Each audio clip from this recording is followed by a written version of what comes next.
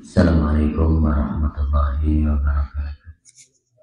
Alhamdulillahirabbil alamin. Wassalatu wassalamu ala asyrofil mursalin sayyidina wa maulana Muhammadin wa ala alihi wa ashabihi ajma'in. Amma ba'du. Pada seluruh jamaah rahimakumullah, seperti biasa kita awali pengajian ini dengan basmalah. Bismillahirrahmanirrahim. Qala al-mu'allif rahimahullah ta'ala wa nafa'ana bihi wa kita ya rabbal alamin. Zikru bina'il bait, bab tentang membangun Baitullah Ka'bah. Qala Sa'labi lamma amara Allah Ibrahim bi bina'il bait arsala ilaihim sahabatan baita ala qadril bait. Wa nudiya ya Ibrahim innal baita ala qadri sahabati wa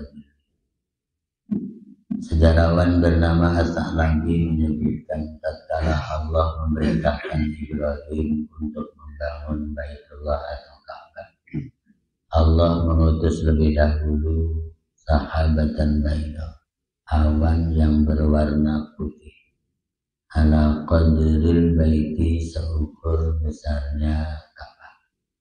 Walu dia lalu ada seruan, ya Ibrahim, hai Ibrahim, innal baita ala qadri sahabati wa biha, sesungguhnya Baitullah yang hendak kamu bangun itu seukur awan dan bayangan awan yang tadi. Ini kita bahas tentang sejarah Ibrahim membangun Ka'bah. Ya. Jadi awal-awal Nabi Ibrahim kemarin kan udah ketemu Nabi Ismail. Kemarin lama berpisah udah ketemu dengan Ismail. Gitu ketemu Ismail diajak membangun Ka'bah atau Baitullah. Nah ini cerita bangun Ka'bahnya dibahas dalam bab sekarang, yaitu ketika Allah nyuruh Ibrahim bangun Ka'bah itu sebelumnya Allah nyuruh dulu awan putih ukurannya sebesar Baitullah. Itu jadi awannya putih ya. Kemudian Allah bilang, Ibrahim, Baitullah yang akan kamu bangun itu ukurannya sebesar awan putih dan bayangannya. Warawal Waqidi anna Ibrahim lamah tafaro asasal baiti ra'a hajaran min rukhamin akhir. Al-Waqidi sejarah yang lain menyebutkan bahwa tatkala Nabi Ibrahim menggali fondasi untuk membangun Ka'bah, ra'a hajaran minul kham, Nabi Ibrahim melihat ada batu yang berasal dari jenis marmer akhdar yang hijau. Wa alaihi arba'atu aswir. Yang batu itu ada goresan tulisan. Ya, beberapa tulisan ada yang menyebut 4, ada yang menyebut 3. Nah ini jadi pas lagi gali fondasi begitu Nabi Ibrahim, lah kok ada batu marmer warnanya gitu. Nah, batu marmer itu ternyata ada garisan tulisan. Tulisan pertama, garis pertama as-satrul awal maktubun anallah la ilaha illa ana rabbul. Tulisannya gitu. Di batu tadi tulisannya la ilaha illallah atau anallahu la ilaha illa ana rabbul bait. Akulah Allah, kata Allah, tiada Tuhan kecuali aku, Rabbul Baiti, yang punya Baitullah yang akan dibangun, padahal belum dibangun kan ya, tapi batu marmer sudah tertulis begitu. Lanjutannya, ana rabbul baiti mughliha wa hiya ghazarun wa murjiha wa hiya qafa. Akulah yang menjaga nilai mahalnya Baitullah. Jadi Allah yang bilang, akulah Allah, tiada Tuhan kecuali aku, akulah yang punya Ka'bah ini yang akan menjaga nilai mahalnya. Makanya kalau kita cerita Maulid, Ka'bah lagi yang jadi sejarah. Nabi lahir itu Ka'bahnya jadi situs, tetapi yang harganya mahal. Lalu ada raja dari Yaman Timur namanya Abraha yang perkasa, yang disebut punya tentara pasukan gajah, Ashabul Fil. Ya karena memang Ka'bah yang tadi dianggap punya Allah, yang kehebatan dan kemahalannya Allah. Begitu Nabi lahir, khawatir Raja Yaman tersaing, inginnya Ka'bah itu dipindahkan ke Yaman. Itu. Tetapi dia datang kepada kakeknya, karena yang jaga situs Ka'bah itu kan kakeknya Nabi, Abdul Muttalib.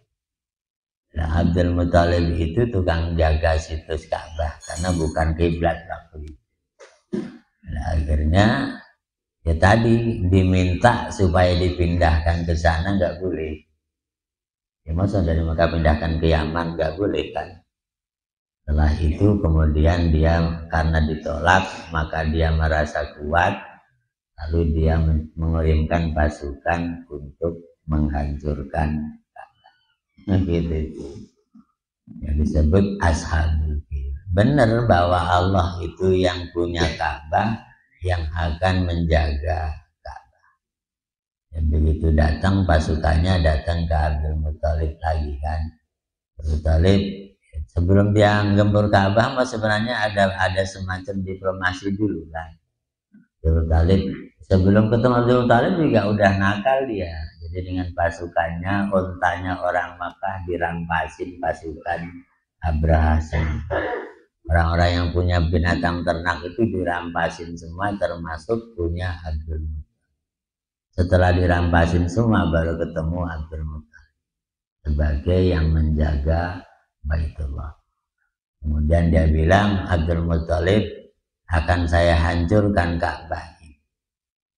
Itu mau urusan kamu, Ka'bah, saya cuma jaga Ka'bah, punya Allah. Terus unta saya aja pulangin, punya saya main rampas aja, kata Abdul Muttalib.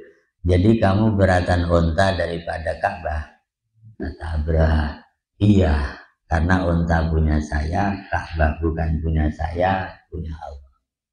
Nanti saya kembalikan kepada yang punya kalau kamu mau hancurin Ka'bah, kata Abdul Muttalib. Ya benar kan, akhirnya unta dibalikin, kasihin ke Abdul Muttalib. Baru pasukan mereka datang menyerang. Tapi belum sampai menyerang, sudah suasana gelap, langsung Abdul Muttalib doa kepada Allah. Jadi kalau kita lihat di situ, Abdul Muttalib agamanya apa? Agamanya Muslim. Kitabnya apa? Kitabnya Injil. Ya karena belum ada Al-Quran gitu loh. Tapi jangan dimaknai kalau begitu Abdul Muttalib Nasrani, bukan. Ya. Ini kan kadang-kadang orang narik sejarah salah ya. Ya kan sebelum Nabi Muhammad, nabinya Nabi Isa. Selama 571 tahun itu gak ada nabi itu yang ngikuti kitab Injil. Lah Abdul Muttalib penganut Injil, hafal Injil gitu.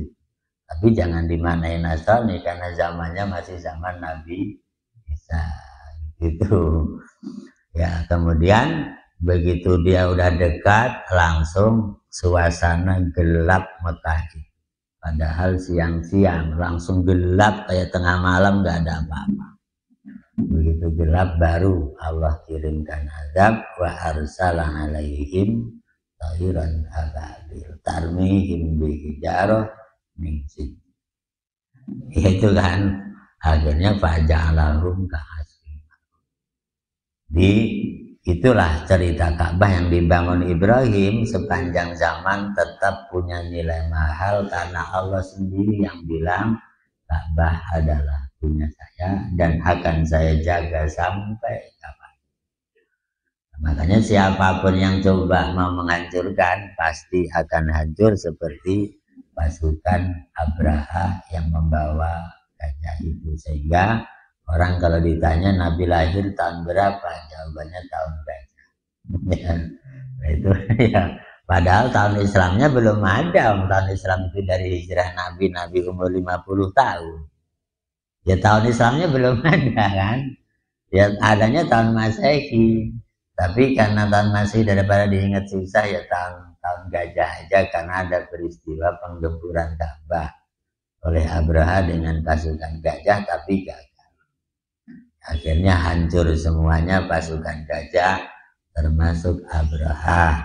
Hanya saja Abrahanya nggak dihancurkan. Jadi burung ababil itu datang suasana gelap itu membawa tiga batu, tiga kerikil ya, batu kerikil, satu di paruhnya ini di bawah patokannya, yang satu di bawah 2 kaki, jadi bawa 3 gitu. Sekali lem, ya karena baranya ini batunya bukan batu main-main, riwayat menyebutkan batunya itu batu diambil dari neraka.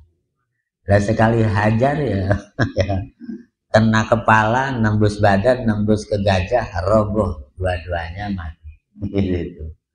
Nah, cuman Abraha ini diselamatin orangnya, tapi gajahnya mati juga. Tapi diselamatin dalam suasana yang sudah tidak berdaya, nggak bisa apa-apa. Sehingga Abraha itu dilemparin anak kecil, dianggap orang gila. Itu ceritanya ya. Jadi dia sendiri badannya doang selamatin jalan gitu tuh kan, ngesot-ngesot, dilemparin anak kecil seolah dipakai mainan, dianggap orang gila. Ya itu cerita bahwa Ka'bah itu pasti dijaga oleh Allah. Waktu Nabi Ibrahim disuruh bangun Ka'bah itu, ya menggali pondasi ketemu batu marmer hijau, tulisannya begitu. Yang pertama, Anallah la ilaha illa ana, tidak ada Tuhan kecuali saya, kata Allah. Kemudian garis kedua, maktubun anallah la ilaha illa ana rabbul bait, masih tetap sama, cuman lanjutannya beda. Akulah Allah, tiada Tuhan kecuali aku yang punya Ka'bah atau Baitullah ini. Muhlikut tughat, akulah yang akan menghancurkan orang-orang yang melampaui batas. Wa mukiruz zunat, akulah yang akan bikin miskin tukang-tukang zina. Kita Allah. Wa mukhzi tarikis shalah, aku pula yang akan bikin sengsara orang yang tidak sholat di akhirat tentunya. Jadi yang kedua tulisannya begitu. Jadi garis kedua batu marmer tadi itu, ya isinya sama tadi kalimat tauhidnya anallah la ilaha. Cuman sambungannya ada 3 poin. Dan akulah yang akan menghancurkan para tuhat, orang-orang yang melampaui batas. Kayak Abraha tadi kan namanya melampaui batas kan, perbuatan kelewatan bahasa kita. Orang-orang kelewatan, akulah yang akan menghancurkan. Makanya sampai sekarang ini berjalan. Siapapun melampaui batas biasanya hancur dan dihancurkan oleh Allah kalau manusia tidak berani. Ya kan? Ya contohnya penjualan ganja dulu kan dari Aceh itu luar biasa ya Pak Haji. Zaman Orde Baru itu ganja dari Aceh itu gak bisa dibendung, sampai angkatan darat aja gak bisa ya. Akhirnya ya Allah yang hancurin lewat tsunami. Ya Allah yang hancurin, dihajar tsunami sama Allah, manusianya gak bisa lagi. Ya, kemudian Allah yang bilang juga orang-orang zina akan kami bikin fakir. Fakir itu melarat. Karena kalau miskin itu sebenarnya masih lumayan dibanding fakir. Kalau orang sehari jatah makannya 100.000, yang disebut miskin itu dapat 80.000. Kalau orang fakir dapat 40.000. Jauh kan? Kalau miskin masih lumayan, kalau fakir di bawah kebutuhan. Nah, di sini kata Allah, orang-orang zina akan dibikin fakir oleh Allah. Orang-orang yang nggak sholat akan dibikin nelangsa. Mukhzi itu nelangsa sih, ya nelangsa sih ya. Bahasa Jawanya nelangsa. Orang nggak sholat, akulah yang akan bikin nelangsa. Itu kan nantinya di akhirat. Kan di akhirat nanti ada orang digiring ke neraka, ditanya dulu sama malaikat, masalakakum fi sakar, kenapa kalian masuk neraka sakar? Qalu lam naku minal musallin. Mereka jawab, karena dulu saya tidak sholat. Itu nelangsa namanya walam naku nut'imul miskin, dulu kami tidak memberi makan orang miskin. Jadi di sini, padahal orang kafir loh, yang tadi itu orang kafir, tapi kenapa cerita sholat? Ya karena orang kafir itu di dunia punya kesempatan untuk masuk Islam, untuk sholat. Kenapa nggak sholat punya kesempatan? Itu orang kafir juga wajib infak, nut'imu miskin. Jadi bukan orang muslim aja, orang kafir juga wajib nut'imul miskin. Itu kenapa? Karena kemiskinan tanggung jawab sesama manusia, bukan muslim aja. Ini yang ketiga, tulisan yang ketiga batu marmer di pondasi tadi, maktubun anallah la ilaha illa ana. Masih sama kalimat tauhidnya, akulah Allah, tiada Tuhan kecuali aku, kata Allah. Arzuku man la khilata lahu hatta ya'lama man lahu khila an la khilata lahu. Akulah yang akan memberi orang rizki, ya, yang tidak mungkin orang itu bisa mengandai-andai rizkinya berapa sampai dia habis usahanya, tetap dia kembali bahwa Allah yang akan memberi rizki. Maksudnya apa? Rizki itu memang bukan filosofis, karena kalau difilosofiskan bingung. Belum tentu bapaknya kaya raya, anaknya kaya raya. Kalau rizki mah susah kan. Semuanya Allah yang ngatur. Walaupun orang pandai mereka-reka, kalau saya begini kaya, kalau saya begini miskin, boleh saja.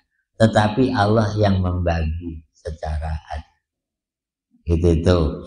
Ya, makanya boleh jadi orang dulunya kaya sekarang miskin, boleh juga sekarang miskin dulunya berubah jadi kaya ke depan dan seterusnya. Lah ini kata Allah begitu di tulisan tadi di batu marmer itu. Jadi kalau kita lihat dari sini, nyatanya bangunan Islam itu memang kebanggaannya pakai marmer gitu kan ya. Cuma di sini marmernya hijau, ya, sehingga Nabi menyebut warna terbaik adalah warna hijau. Baru warna putih, baru warna yang lain. Ya, nyatanya warna hijau itu dipandang enak, di mata nggak silau, gitu kan ya. Lalu bahasa kedokterannya kalau orang pagi-pagi ngeliatin daun hijau, katanya matanya kuat, ya. Itu bahasa kesehatannya. Jadi bangun pagi sebelum matahari terbit, melototin daun hijau, ya. Nanti matanya sehat dan kuat. Ya, ini marmer hijau. Karena kalau orang sholat, marmernya hijau juga adem ya dilihatnya lagi. Lihatnya adem dibanding warnanya merah ngejreng ya. Sholat yang lihat ngejreng ya. Kalau yang hijau, makanya identik di mana-mana karpet masjid rata-rata hijau. Ya, kalau merah begini, ya biasanya dapatnya dari PDI kali ya. Ya. Dari PDI enggak Pak Sarul? Ini dari PDI enggak ini? Ya biasanya masjid hijau karpetnya. Ini kok merah ini pagi. Enggak, ya memang warna hijau itu karpet juga dipakai sholat dilihatnya enak lagi dibanding yang merah. Kemudian yang putih baru yang kedua kata Rasul. Makanya kalau orang Jumatan kata Nabi, kalau enggak pakai pakaian putih ya hijau. Gitu kan, tapi polos ya, ya supaya nggak menimbulkan gangguan sholat, supaya khusyuk itu maksudnya. Apalagi pakai gambar-gambar, ya sholat ada gambar banteng, ya, akhirnya weh ini ya, pas lagi sholat ada gambar burung garuda, weh perindu ini, ya kan gitu itu. Akhirnya ganggu orang lagi sholat yang mikirin partai. Nah ini yang ketiga. Jadi batu pas digali ada itu tulisannya kayak begitu. Ya, kemudian dilanjutkan lagi qala auhallahu ila Ibrahim bi ayatiya bi hijaratil baiti min khamsati jibal. Allah memberi wahyu lagi kepada Ibrahim setelah fondasi tadi itu mau fondasi ya, ketemu batu tadi setelah digali Allah ngasih wahyu Ibrahim, kamu bangun ini datangkanlah batu untuk fondasi Ka'bah ini dari 5 gunung. Ambil batu dari 5 gunung. Ambil batu dari 5 gunung dibagi.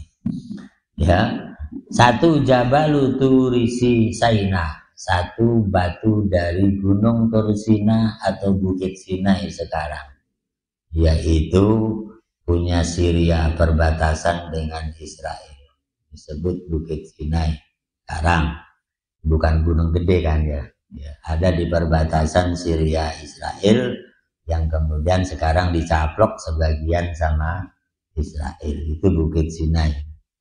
Ya, karena Nabi Musa dulu udah angkat jadi nabi di situ, dapat wahyu pertama.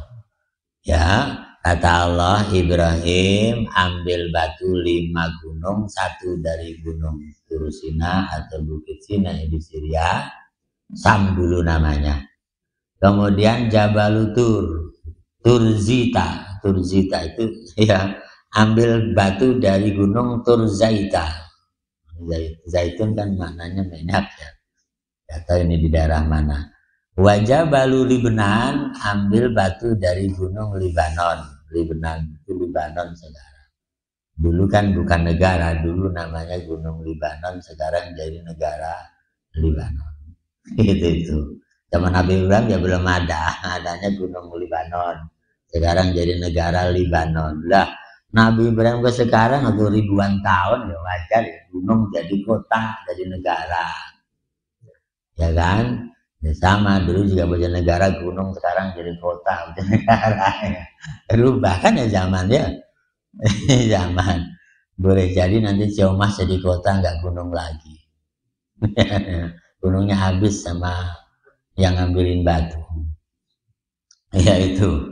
Ya, kemudian Wajabalul Judi, ya ini yang Jabalul Judi, padahal kan kalau kita wastawat alal Judi itu kan dulu sekarang Mekah, itu kan makanya kandasnya kapal Nabi Nuh kemarin ada di Judi, samping Ka'bah yang sekarang. Ya, kemudian Wajabalul Hira di Makkah ini, kemudian ambil batu yang kelima dari Gunung Gua Hira. Gua Hira kan di Mekah itu mah ya. Nabi dapat wahyu itu kan. Ya, Iqra bismi rabbik itu. Untuk apa diambil dari 5 gunung? Liyakuna yaumal qiyamati saqlu hadhil jibal fi mawazinil hujjah. Ya, kata Allah, supaya nanti di hari kiamat berat 5 gunung ini menjadi pahala berat bagi orang haji di timbangan amal di akhirat. Itu. Jadi nanti orang yang sudah haji itu timbangan amalnya jadi berat gara-gara pahala ini, yaitu seberat 5 gunung ini. Itu maksudnya begitu. Itulah yang dimaksud bikin situs tempat ibadah atau tempat ibadah yang sekarang memang harusnya kayak begitu, yaitu punya filosofis tersendiri, ya kan? Jadi orang-orang yang sudah haji nanti timbangan amal solehnya berat seberat 5 gunung ini. Ya. Itu kata sejarah ini. Makanya orang sekarang bangun masjid kadang-kadang kehilangan sejarah. Ya kan? Kalau orang Banten dulu saya perhatikan bangun masjidnya ada filosofis yang jauh. Ada yang undakan 3, bahkan ada yang undakan 5 ya Pak Haji ya. Kalau undakan 5 berarti rukun Islam maksud mereka. Tapi kalau undakan 3 berarti iman, Islam, ihsan. Ada filosofisnya yang lama. Sekarang nggak ada filosofisnya. Yang penting bulat kayak Rusia. Masjid bulat sekarang itu kan filosofisnya ada di Rusia. Ya Pak Haji ya, yang bulat gitu itu malah justru nggak punya filosofis. Bang itu apa bangunan-bangunan Rusia, Uni Soviet, warung juga ada gitunya yang bulat itu kalau di Rusia ya. Nah ini kenapa jadi budayanya berubah, nggak ada filosofis Islamnya ini. Ya karena zaman makin berubah, orang kehilangan sejarah. Malah sejarah orang yang di luar Islam diadopsi. Makanya kalau kita sebut sekarang dajjal orang modern ya HP itu kan. Karena yang luar-luar Islam dimasuki, orang Islam nggak kenal nabinya, nggak kenal sahabatnya, ya udah yang diikuti yang masuk di HP itu. Sedangkan yang menciptakan orang-orang Yahudi ya sudah diacak-acak ikut aja. Ya itu, ya ini bagus kan? Ada filosofinya kenapa dari 5 gunung Allah nyuruh dari 5 gunung. Ternyata 5 gunung itu ke situ arahnya. Falamma jumi'at hadhil ahjar minal jibali madhkurah syara'a Ibrahim fi bina'il bait. Ketika batu dari 5 gunung itu sudah terkumpul, barulah Nabi Ibrahim mulai bangun Baitullah Ka'bah. Fakana Ismail ya'tihil hijarah, maka Ismail pun yang membawa batu itu, wa yu'ajjinu lahutin, kemudian diaduk oleh Nabi Ismail. Ya wastamara ya bani ila anilta fahal bina, dan bangunan pun terus berlanjut sampai tinggi pondasinya oleh Nabi Ismail. Jadi batu dikumpulkan diaduk, jadi yang ngaduk Nabi Ismail. Ya karena bapaknya udah sepuh, masa suruh ngaduk gitu kan, bapaknya arsiteknya, ya kan, Ismail yang jalaninnya. Nabi Ismail yang ngaduk, cuman di sini yu'ajjilu lahut. Batu tadi dicampur adonan dengan tin tanah. Tapi di sini tin itu sebenarnya tanah endut, Pak. Tanah lumpur yang lihat itu ya. Ya tin itu begitu itu. Ya bukan, tapi tin pakai tok, bukan tin pakai ta. Kalau tin pakai ta kan buah tin. Ini mau tin pakai tok bin ya. Nah sekarang tin itu dimaknai dengan bata. Ya artinya adonan tanah dibakar, ya kan? Ini mah nggak dibakar karena Nabi yang bangun ya. Bata mentah juga jadi, namanya juga Nabi. Jangankan Nabi, lah Sunan Kalijaga aja juga bisa kok tatal jadi tiang. Apalagi Nabi. Nah ini Nabi Ismail yang ngaduk, yang masang sampai tinggi naik gitu. Itu bahwa qaulu ta'ala wa idh yarfa'u Ibrahimul qawa'ida minal bait wa Ismail. Ya, itulah ayat Al-Qur'an yang menyebutkan, ingat ketika Nabi Ibrahim menaikkan pondasi Baitullah bersama dengan Ismail. Bangun berdua loh. Ya kan? Ibrahim yang merancang, Ismail yang ngaduk bangunan dan memasang batanya. Qala innal hajar alladhi yu'rabu maqam Ibrahim kana idza bana waqafa alaihi ataratan yartabi bihi idza irtafa'al bina wa tarata jati. Ibnu Hajar Al-Haytami menyebutkan batu yang dikenal dengan maqam Ibrahim, batu kan, batu juga kan, itu karena munculnya gimana? Idza bana waqafa alaihi. Ketika Nabi Ibrahim bangun Ka'bah itu, waqafa, beliau berdiri alaihi, di atas batu itu. Fataratan yartafi'u bihi, kadangkala Nabi Ibrahim naik lewat batu itu. Idza tafa'al bina, ketika bangunan mulai tinggi. Jadi makin tinggi, tambah lagi batu itu. Dan pakai batu itu aja karena dia Nabi, ya batunya yang naik. Kalau kita kan harus tambah batu, ya karena Nabi mau ya beda kan ya. Sebenarnya tingginya berapa meter Pak Haji? Atasnya berapa meter Pak Jari? Tingginya 3 meter, ya benar, berarti nginjek sampai ya, nginjek batu satu juga sampai ya. Iya, artinya nggak tinggi-tinggi amat ya. Iya, lah itu di sini begitu Nabi Ibrahim nginjek batu itu, naik turun pakai itu. Ya gitu itu. Jadi ngambil turun, nah itu lewat itulah yang kemudian batu injakan Nabi Ibrahim. Ya, qala Anas bin Malik raaitu athara qadami Ibrahim fi hadzal hajar. Ya, Anas bin Malik sahabat Nabi, raaitu athara qadami Ibrahim. Aku pernah melihat bekas telapak Nabi Ibrahim fi hadzal hajari di batu ini. Waqad athara fihi kahbu. Begitu juga bekas tumitnya Nabi Ibrahim. Bekas kahbun itu apa? Mata kaki Ibrahim. Kemudian wa akhmasu asabi rijaihi, bekas garis-garis jari-jari kakinya Ibrahim, kata Anas. Anas kan zaman Nabi, dari Nabi Ibrahim sampai Anas kan lama, berapa ribu tahun kan zaman Nabi Anas ini.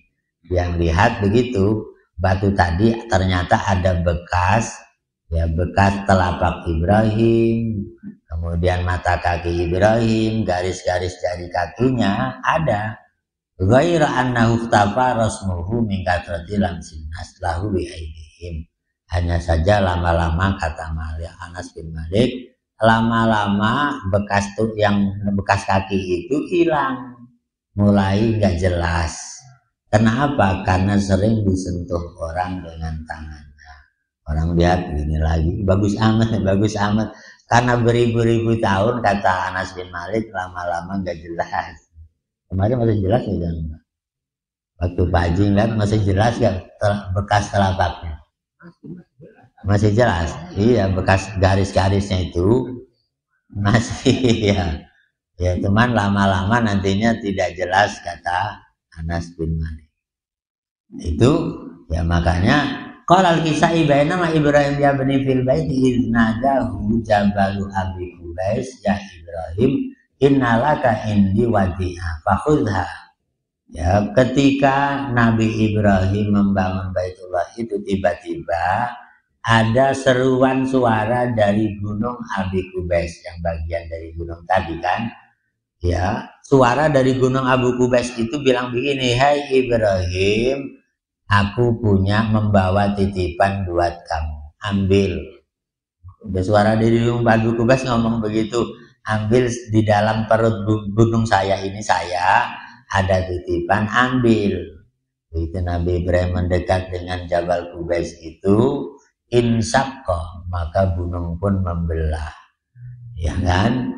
Wa insaqqa qit'atun, ya, muncullah yang namanya sepotong dari bagian gunung. Wa kharaja minha al-hajarul aswad, lalu dari situlah keluar hajar aswad. Ya. Wa kana Nuh lamma kharaja minas sabina ba'da tufan auda al hajar aswad bihadzal. Maka di depan kan sudah Nabi Nuh, dan hajar aswad itu sebenarnya zaman Nabi Nuh waktu perahunya sudah kandas, banjirnya sudah selesai, ya kan Nabi Ibrahim nitipkan batu hajar aswad itu ke gunung Abi Qubais itu kan. Makanya begitu dibangun tadi itu sampai zaman Nabi Ibrahim, yang tadi dititipkan Jabal Qubais oleh Nabi Nuh, jadi suruh ngambil lagi, keluar dari Abu Qubais itu hajar aswad, dititipkan ke sana. Cuman titipan begini ini kan kalau bukan orang-orang soleh susah juga ya Pak Haji. Dalam gunung meledak lagi kan susah. Ya contoh lah, kita di Banten aja, saya pernah dengar cerita dari kesepuhan.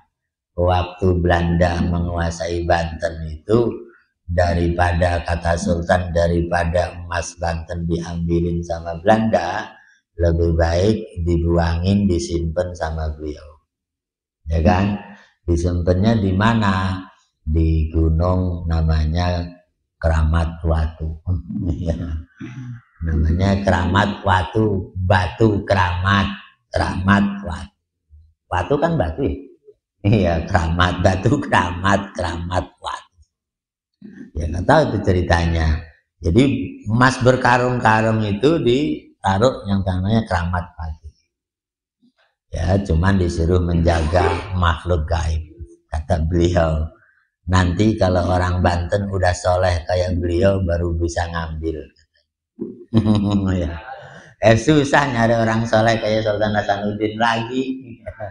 Makanya nggak bisa ngambil sampai sekarang walaupun Mas berkarung-karung di Keramat Batu. Ya, ya gitu itu kan. Ya karena belum ada yang sesoleh beliau lagi. Artinya akan tembus pandangannya kalau udah soleh begitu. Tapi kalau belum sesoleh kayak beliau ya belum. Ya nanti mudah-mudahan ada wali yang kayak begitu. Ya, biar Banten lebih kaya lagi. Ya, memang kaya kan, Sultan mau kaya. Loh, Banten kan kaya di Pak Haji ya. Zaman kerajaan Islam Banten itu, uang Banten itu sudah beredar di seluruh dunia. Dan uangnya uang emas. Uangnya Sultan itu emas loh, bukan kertas. Emas, dan itu sekarang masih ada di London, di mana-mana masih ada. Uang emas dari Banten, kerajaan Banten itu masih ada. Jadi kalau satu kekuasaan kerajaan uangnya emas, sudah pasti kaya. Dan sekarang dunia mana yang uangnya emas? Inggris doang. Selain Inggris nggak ada kertas semua. Kalau Inggris iya punya uangnya emas, namanya pound sterling. Ya pound itu kan emas lagi. Makanya negara yang uangnya emas pasti sombong karena dia kaya. Gitu kan? Kenapa Inggris nggak mau gabung Uni Eropa dengan ekonomi Eropa Euro? Nggak mau. Ngapain uang euro kertas, uang saya uang emas? Ya kata Inggris, sombong dia. Terserah mau Jerman ngomong apa, uang kertas ini nggak ada harganya kata Inggris. Uang saya kan emas. Saya nggak gabung Uni Eropa juga udah kaya. Lah kalau Banten masih kaya begitu kan hebat. Ya, sekarang sayang emasnya nggak bisa dilihat sama orang Banten. Mudah-mudahan dilihat sama cucunya Pak Agus. Harusnya ya itu sejarah masa lalu ya. Alam lah gitu mau cerita kesepuhan benar apa enggak nggak tahu ya. Yang jelas dulunya kaya karena uangnya emas itu nyata. Kalau itu ya Pak Haji ya sejarah sudah membuktikan uang emas itu ya. Nah, disinilah kemudian Pantokol Jabal Biwadi'ah ya. Kemudian Allah memberikan kepada gunung Jabal Qubais tadi dengan titipannya bisa ngomong gunungnya. Yang ngomong tadi Ibrahim, ini ambil titipan dari Allah zaman Nabi Nuh dulu, ada Hajar Aswad supaya kamu kan ya. Falamma atama Ibrahim bina al-bait Allah anis'ad ila sadqil bait. Ya ketika sudah selesai Ka'bahnya Allah kasih wahyu ke Ibrahim us'ud ila sadqil bait. Naiklah kamu ke atap Ka'bah. Kemudian wa'adzin finnasi bil haji, kamu neriak dari atas Ka'bah. Di sana kamu panggil orang sejagat supaya menunaikan haji. Itu kan. Wa adzin fin nasi bil haji ya'tuka rijala wa ala kulli dhamir. Wa fabalagha sautuhu masyariqal ardi wa magharibiha. Begitu naik ke Ka'bah, hai manusia, kalian semua wajib haji dari seluruh penjuru jagat barat sampai ke timur. Tapi suara Ibrahim ternyata sampai dari barat sampai ke timur. Gak pakai speaker, gak pakai pengeras suara. Udah kenceng amat sejagat kedengeran semua. Ya alam ya. Oh ini bahasanya gitu kok. Kenapa di Allah Ta'ala qala lahu ya Ibrahim minkan nidah wa alainal balagh. Mau Ibrahim tugasmu cuman mengangkat, menyeru, mengajak. Wa alainal balagh, kata Allah kami yang menyampaikan suaramu kepada manusia. Ibrahim tugasmu cuman nyeru aja lah dari atas Ka'bah naik, nanti yang nyampein suaramu saya kata ya Allah maha menyampaikan kan. Ila inna Ibrahim tala'ala jabali Arafat. Ada dia mengatakan Ibrahim muncul di Jabal Arafah. Ada yang mengatakan gitu. Jadi munculnya di Jabal Arafah bukan di atas Ka'bah. Lalu manggil-manggil di Arafah, Jabal Arafah namanya Jabal Rahmah, gitu kan? Itu mau tempat turunnya Nabi Adam. Nyeru di Gunung Arafah, riwayat yang lain, ya ayyuhannas innallaha qad bana lakum baitan. Hai manusia, ya qad bana lakum qad bunya lakum baitan. Ya, kalian sudah dibangunkan Baitullah Ka'bah, fahajju ilaihi, hajilah kalian ke sana. Wabalaghu mudasaudil masyriq wal maghrib. Ya, suara Ibrahim mencapai jagat barat sampai. Paman ajabau bitalbiyah kutibalal had wa malam yulabbi lam yahujjah. Siapa yang mengabulkan panggilan Ibrahim untuk haji dengan jawaban talbiyah labbaik labbaik kutibalal had, maka dicatat sebagai orang yang sudah haji. Wa malam yulabbi, siapa yang tidak menjawab labbaik lam yahujjah, itu maka dianggap belum haji.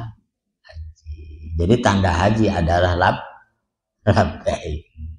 Ya makanya orang disuruh sering ikut hadir acara haji baca labbaik labbaik, itu maksudnya ini jawab teriakan Nabi Ibrahim. Itu ini sejarahnya kayak begitu. Ya hakikatnya Allah alam, namanya Allah yang maha tahu. Si A dipanggil kapan kan Allah yang maha tahu. Cuman Imam Syafi'i dalam fikihnya menyebutkan semua orang yang sudah beragama Islam, sudah balik, sudah mukallaf, wajib niat haji. Itu, dan tidak boleh putus sampai mati niatnya. Itu kata Imam Syafi'i. Jadi begitu umur 15 tahun lah ya Pak Haji ya. Umur 15 tahun kelas 3 SMP sudah balik, wajib niat haji.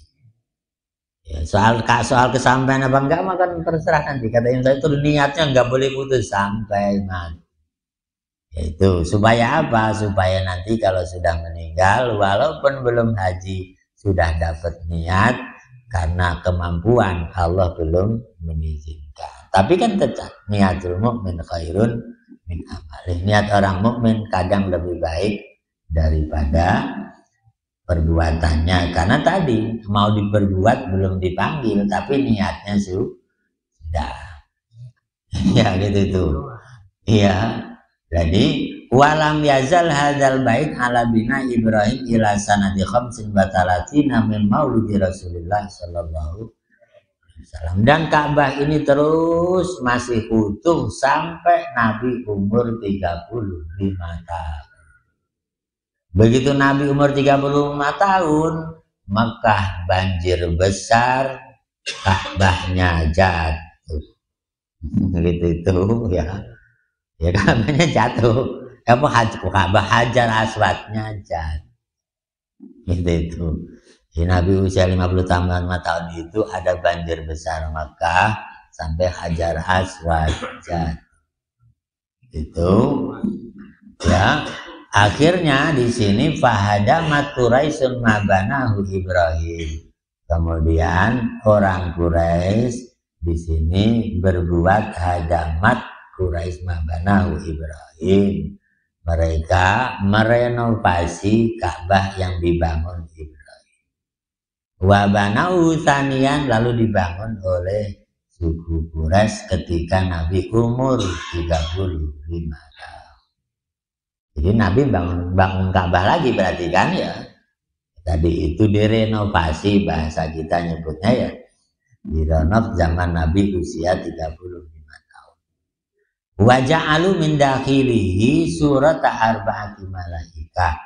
Setelah dibangun oleh Nabi dengan para sahabat ketika Nabi umur 35 tahun, berarti belum jadi Nabi.